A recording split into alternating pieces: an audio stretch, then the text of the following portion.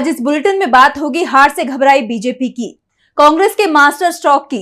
देखेंगे तेलंगाना में बीआरएस को लगे झटके को, पीएम मोदी के दावे पर कांग्रेस अध्यक्ष के बड़े खुलासे को, जानेंगे एक और हाईकोर्ट जज के राजनीति में आने के ऐलान को, और बुलेटिन के आखिर में देखेंगे डोनाल्ड ट्रंप पर हुए हमले को। लेकिन दिन भर की तमाम बड़ी खबरों से पहले एक नजर आज की सुर्खियों पर।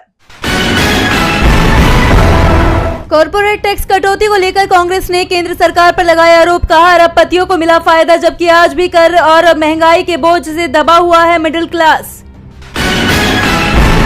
हरियाणा में सोमवार से कांग्रेस के हरियाणा मांगे हिसाब अभियान की शुरुआत, दीपेंद्र हुड्डा रोज 2 विधानसभा में करेंगे पदयात्रा।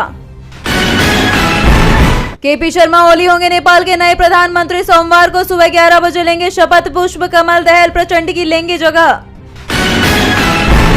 महाराष्ट्र एमएलसी चुनाव में क्रॉस वोटिंग करने वालों पर प्रदेश कांग्रेस अध्यक्ष नाना पटोले का सख्त बयान, कहा गद्दारों की कर ली गई है पहचान, जल्द की जाएगी कार्रवाई। ये तो थी सुर्खियां, अब बात आज की सबसे बड़ी खबर की। बीजेपी को लगातार चुनावी हार मिल रही है। लोकसभा चुनाव में हार मिली तो किसी तरह से क्षेत्रीय दलों के साथ गठबंधन कर सत्ता में आ गई, लेकिन जनता ने उपचुनावों में बीजेपी को एक बार फिर सबक सिखा दिया। हार के बीच अब पार्टी नेताओं की बौखलाहट सामने आ रही है, और इस बौखलाहट में पार्टी अध्यक्ष जेपी नड्डा ने ऐसा बयान दे दिया जिससे मोदी सरकार को समर्थन दे रहे नीतीश कुमार और चंद्रबाबू नायडू का भड़कना तय माना जा रहा है। बीजेपी लगातार चुनाव हारती जा रही है। लोकसभा चुनाव में पार्टी को बहुमत नहीं मिला, उसके बाद हाल ही में 7 राज्यों की 13 विधानसभा सीटों पर उपचुनाव हुए तो उसमें भी उसे करारी हार मिली। 13 में से 11 सीटों पर बीजेपी और उसके सहयोगी दलों को हार मिली है, तो इंडिया गठबंधन ने 10 सीटों पर कब्जा जमा लिया। उपचुनाव के परिणाम के अगले ही दिन लखनऊ में बीजेपी नेताओं की बैठक हुई तो हार की हताशा पार्टी नेताओं के चेहरे पर दिखाई दी, और इसी बीच जेपी नड्डा ने ऐसा बयान दे दिया जिससे एनडीए में ही घमासान मचता दिखाई दे रहा है। जेपी नड्डा ने पार्टी नेताओं से कहा कि बीजेपी को छोड़कर किसी भी पार्टी की विचारधारा नहीं है, वो मौका देखकर किसी से भी गठबंधन कर लेती है।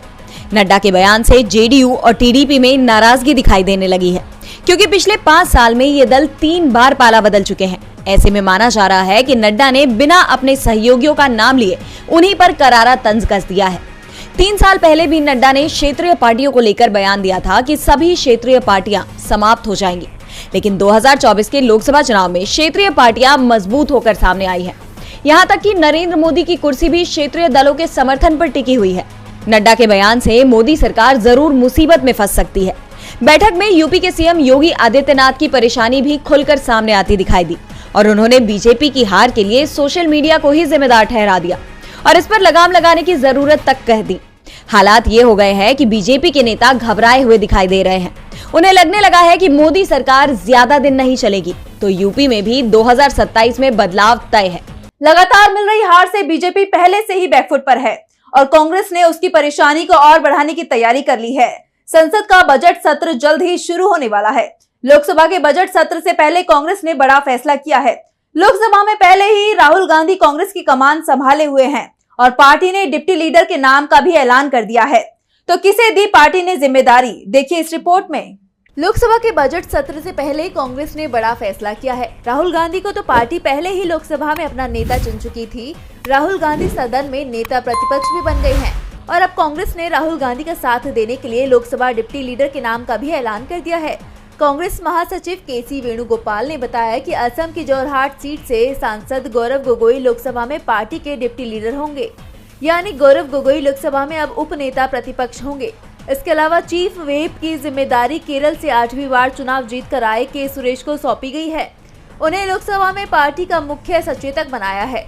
के सुरेश को इंडिया गठबंधन की तरफ से लोकसभा अध्यक्ष के चुनाव में भी उतारा गया था, और अब उन्हें पार्टी की तरफ से बड़ी जिम्मेदारी दी गई है। इसके अलावा मणिकम टैगोर और डॉक्टर एमडी जावेद को सचेतक नियुक्त किया गया है।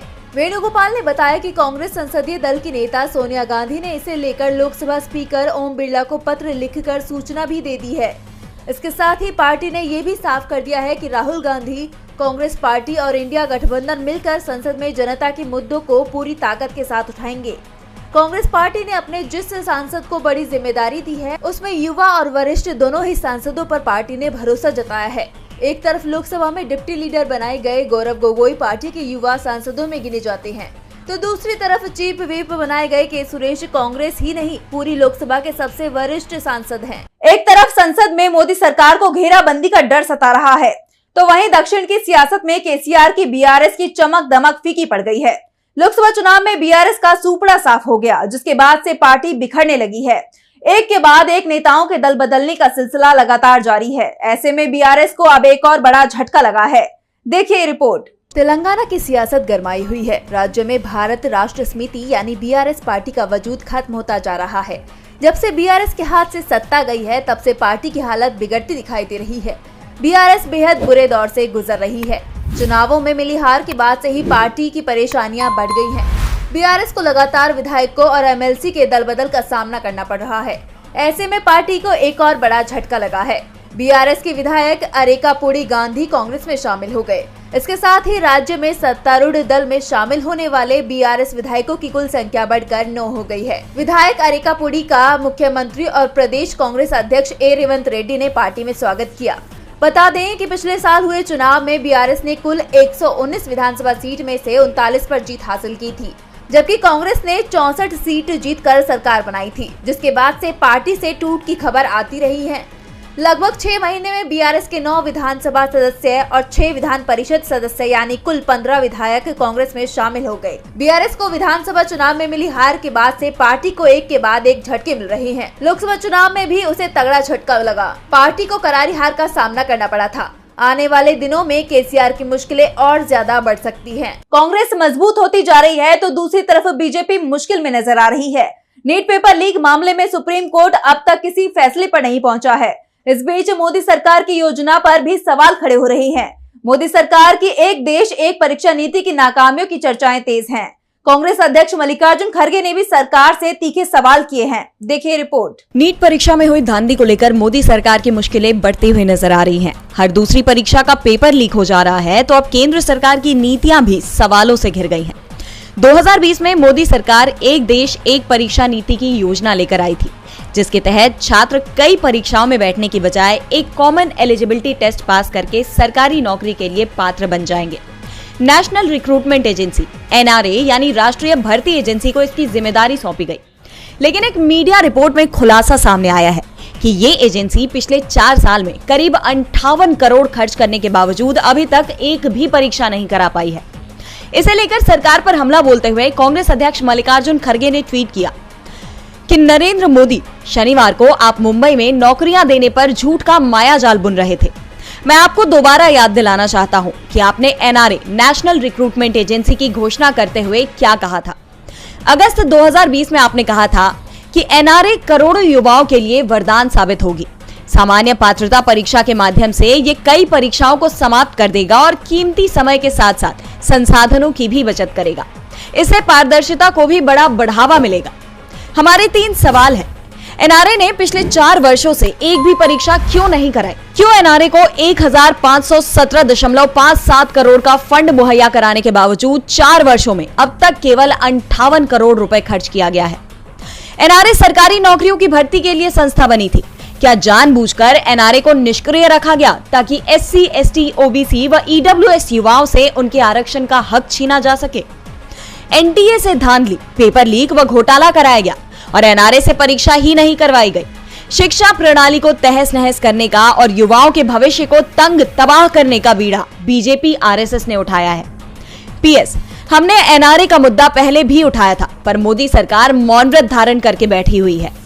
मोदी सरकार चौतरफा घिरती दिखाई दे रही है, तो सवाल ईडी सीबीआई की निष्पक्षता पर भी उठाए जा रहे हैं। इस बीच रिटायर्ड जज ने बड़ा बयान दिया है। उनके इस बयान ने हंगामा मचा दिया है। तो क्या कुछ कहा रिटायर्ड जज ने, देखिए इस रिपोर्ट में। ईडी सीबीआई के बाद अब न्यायपालिका के राजनीतिकरण की चर्चाएं भी जोर पकड़ रही हैं। दरअसल कलकत्ता और ओडिशा के रिटायर्ड जज जस्टिस चितरंजन दास ने हाल ही में बड़ा बयान दिया है, जिसके बाद देश की न्यायपालिका भी सवालों के घेरे में आ गई है। जस्टिस दास ने अपनी रिटायरमेंट पर बयान देते हुए कहा कि किसी को अपनी राजनीतिक पहचान छिपाने की जरूरत नहीं है।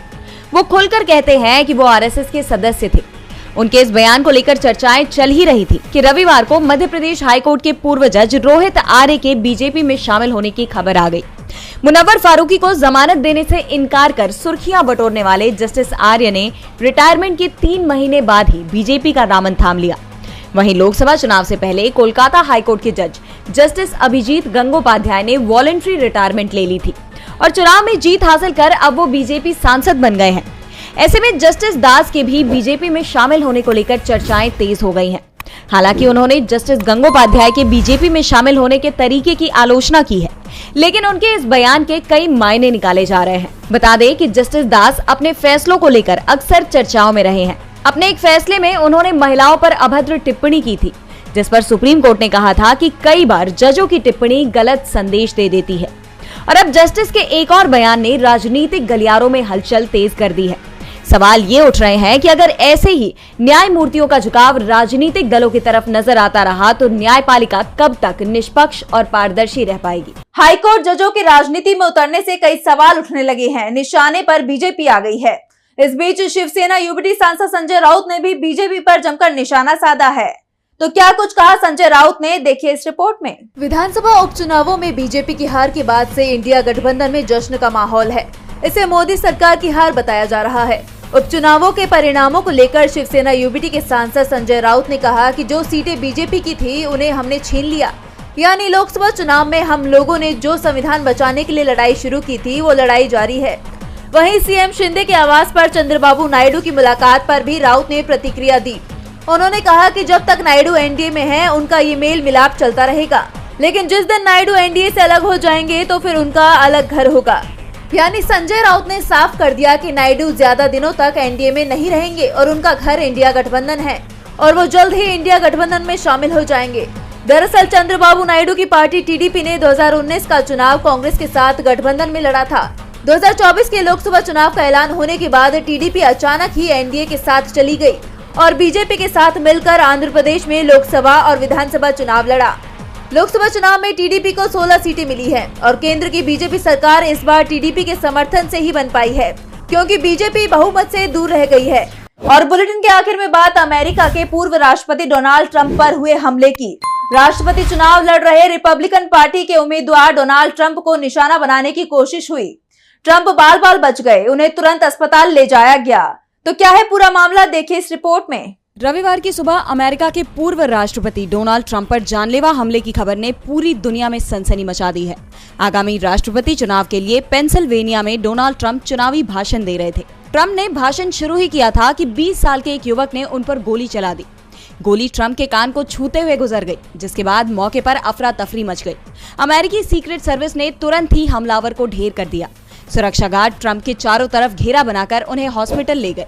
फिलहाल ट्रंप सुरक्षित है। इलाज के बाद उन्हें अस्पताल से छुट्टी दे दी गई है। अमेरिकी जांच एजेंसी एफबीआई ने शूटर का नाम थॉमस मैथ्यू क्रुक्स बताया है। वो रिपब्लिकन पार्टी के सदस्य के रूप में रजिस्टर्ड है। यहाँ तक कि उसे national math and science initiative से $500 का स्टार पुरस्कार भी मिल चुका है। डोनाल्ड ट्रंप के सहयोगी जेडी वेंस ने पूर्व राष्ट्रपति पर हुए हमले के लिए जो बाइडेन को जिम्मेदार ठहराया है। हमले के बाद ट्रंप ने बयान जारी करते हुए सीक्रेट सर्विस को धन्यवाद दिया और साथ ही कहा कि अमेरिका में इस तरह की हिंसा का कोई स्थान नहीं है। वहीं राष्ट्रपति जो बाइडेन ने डोनाल्ड ट्रंप से फोन पर बात की तो भारत ने भी इस पर चिंता जताई है। पीएम मोदी और विपक्ष के नेता राहुल गांधी ने इस तरह के कृत्य की कड़ी निंदा करते हुए ट्रंप के जल्दी ठीक होने की बात कही है। नाटो महासचिव जेंस स्टोल्टेनबर्ग ने कहा कि मैं पूर्व राष्ट्रपति ट्रंप पर हुए हमले से स्तब्ध हूँ। बता दें कि ये पहली बार नहीं है जब किसी अमेरिकी राष्ट्रपति या पूर्व राष्ट्रपति पर हमला हुआ हो। अमेरिका में इस तरह के हमलों का इतिहास रहा है। बहरहाल ट्रंप अब सुरक्षित। आज सोशल मीडिया से लेकर आपके चलते फिरते जीवन में भी पत्रकारिता के बुरे दौर की चर्चा होती है, क्योंकि जिन लोगों पर सूचना देने की जिम्मेदारी है वो आपके लिए नहीं बल्कि कॉरपोरेट और सरकारों को फायदा पहुंचाने में लग गए हैं। विज्ञापन मॉडल को खारिज कर आप इस बीमारी को दूर कर सकते हैं और अपने नारे को बुलंद कीजिए। मेरे खर्च पर आजाद है खबरें।